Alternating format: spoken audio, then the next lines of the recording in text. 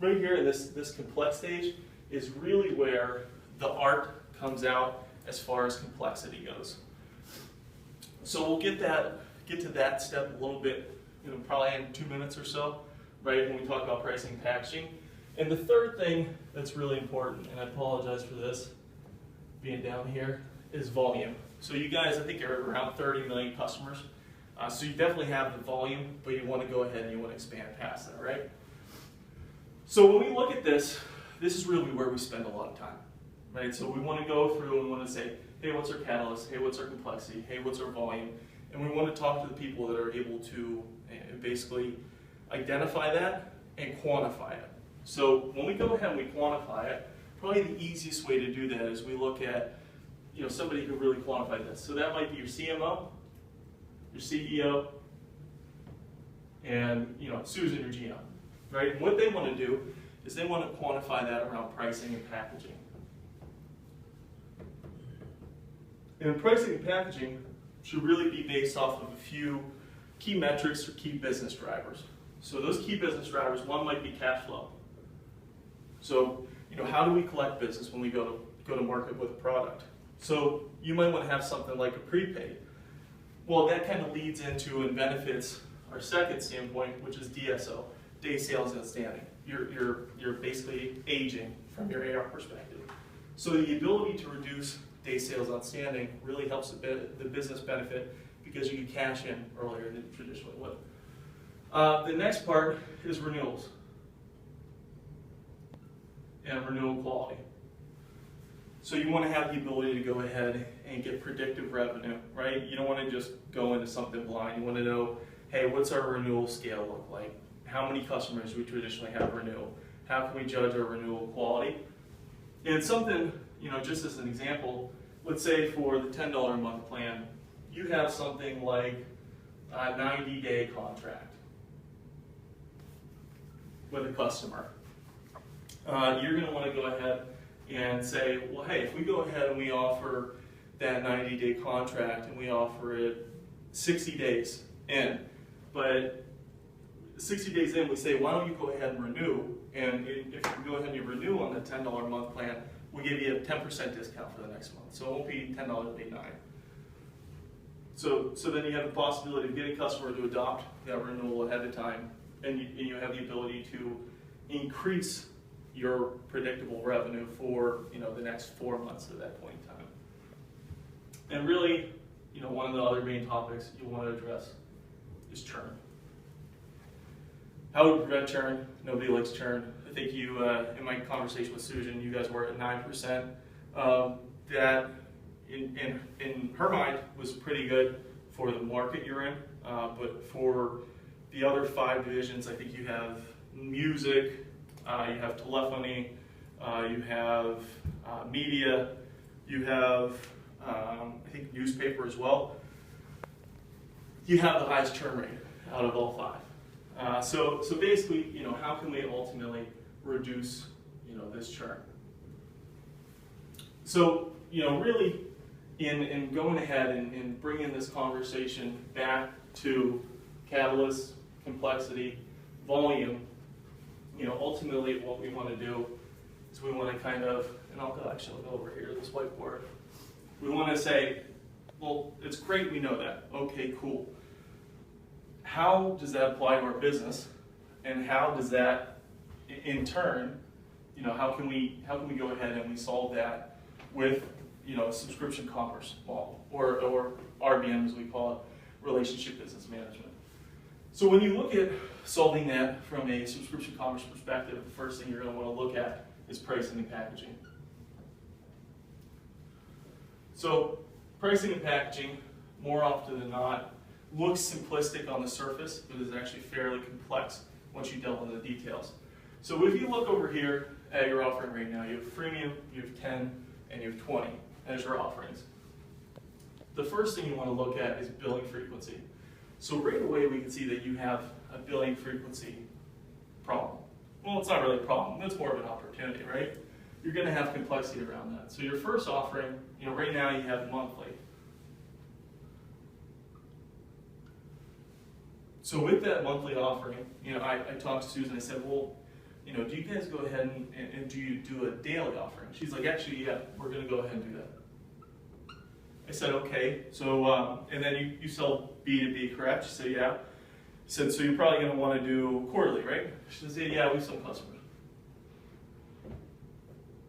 And I said, okay, well, that's great. I said, no, what about annually? You're probably going to have other B2B customers who want to do annually. Yep, maybe we do. All right. So if we just look at this piece, nonetheless, the complexity comes out of it because you have different rate plans for each one of those, so you have different dollar amounts, right? So you have a lot of iterations just around billing frequency in and of itself. So if we just stuck to that, hey, we could probably do something there, but there's a lot more on top of that. So when we talk about this product family, that's product A. So product A is just your initial Sky PE offer. Well, what happens when we go more than product A, we get product B? Okay, well that's an add-on. Okay, great. So then, what happens after we go, let's say we go from $10 a month, we go to $20 a month. We probably have units included in that, right? And Susan said, yeah, we've got units included in that. So, okay, great. So if we have units included in that, what happens if they go over the units that are allocated at $20 a month? Okay, well, that's going to, we have overages then. Okay, so, overages.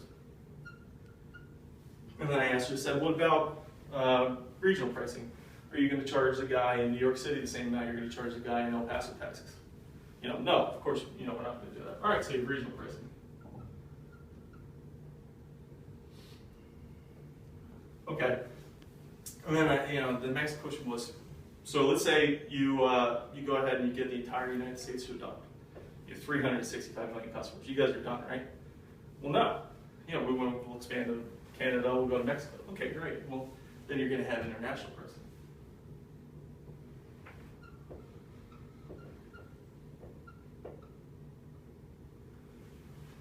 So right here, what we can see is that pricing and packaging right now is going to be a cause.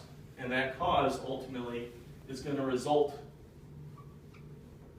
in a complexity effect on subscriptions. And when you look at subscriptions, what a lot of times these complexities that arise within subscriptions, they tie back to the actual problems or the opportunities that arise within pricing and packaging. So if we take, jumping from day to month to quarterly to annually, as a customer, I need to know where I'm at, right? So I need to have the ability to go ahead and look at my account and see the amendments from where I switch back and forth. And then I also need to have the ability to see, when my renewals are coming up, just as a business. And then also, we need to see, okay, what's our churn rate? Maybe we want to go ahead and we want to toss out, free churn rates there. And then we also want to see licensing or rights. So as I upgrade from from A to B, I add something on. I'm obviously going to have rights to utilize different features and functions that I had before. So we're going to have to track that.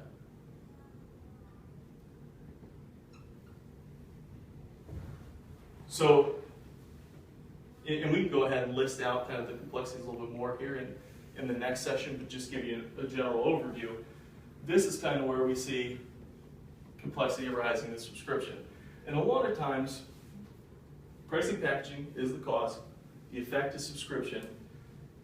More often than not, that leads to trouble in finance. Because finance has to uptake, both of these complexities, usually all at the same time. So with finance, we'll go back to billing frequency. So like we had said, to help out cash flows back there and to go ahead and help out day sales outstanding, we're going to offer prepaids. Well, if somebody goes and goes, okay, well, I want to do monthly now, I want to do quarterly, I want to do annually, we're going to run into credits. And then if somebody goes, okay, well, that's great, I want to do an add-on product. Great, we love you to. You're adopting new stuff, you're going to end up running into amendments up here, but then you're also going to be running into co-terminations down here with add-ons. And next we go ahead and we look at, okay, somebody jumps and upsells themselves $10 to $20 a month. They're probably already paid for, you know, a portion of that month from the $10 subscription. So we're going to run into a little bit of a proration problem.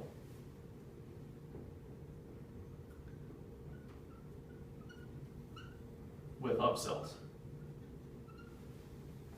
And then I'll take these two and this one as two individual problems. So with regional and international pricing, you're gonna run into pricing schemas and different dollar amounts that are going to affect your ability to push bills and collect in multiple currencies and for multiple rate schemas in different areas. So we're going to run into currencies and rate schemas for regional and international pricing. And then for overages, you know, we're basically going to sit here and we're going to run into, you know, tiered overages and tier pricing for overages. All right, so what we have, to just kind of run through the cycle up to date, we have the cause in pricing packaging, we have the effect in subscription complexity, which then yields a little break in finance. And if we're smart, what we'll do then is we'll go ahead and we'll push to analytics.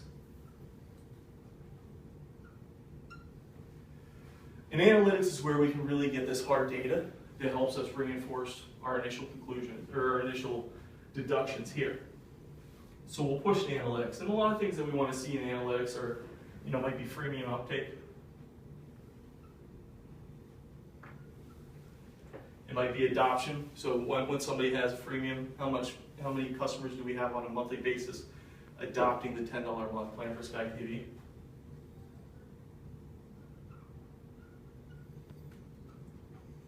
We want to see the effectiveness of maybe regional and international pricing campaigns.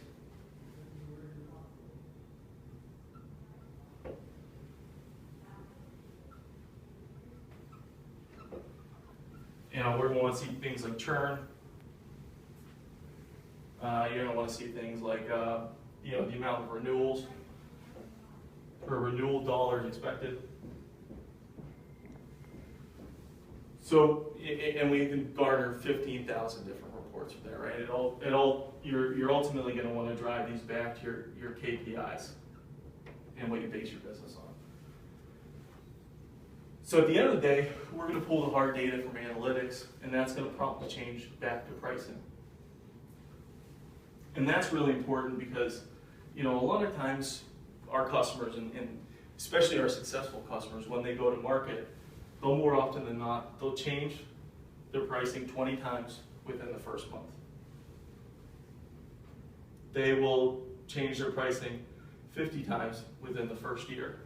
And really that centers around their ability to adapt to the product or the subscription commerce life cycle, or RPM life cycle as we call it. And, you know, kind of to reiterate that life cycle, it's the problems or the opportunities within pricing packaging that create complexity, that drive subscription complexity, that go ahead and break finance, that then drives data into our analytics, and that in turn will prompt a change in pricing and packaging.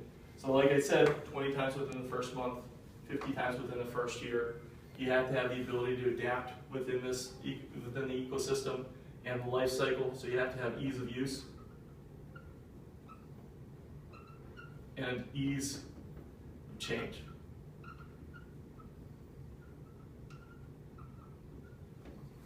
And with the two of those, you're able to easily adapt and change for the life cycle, and you can correct any, you know, non-essential deductions you made in the first place. So basically, you can change course when you need to. So going through all that, that's really where we see customers, you know, being successful and running well within the subscription environment. Now, what I'll do real quick, just to conclude and kind of show you guys a little bit of a, I don't know if you want to call it a product relation, but basically what we see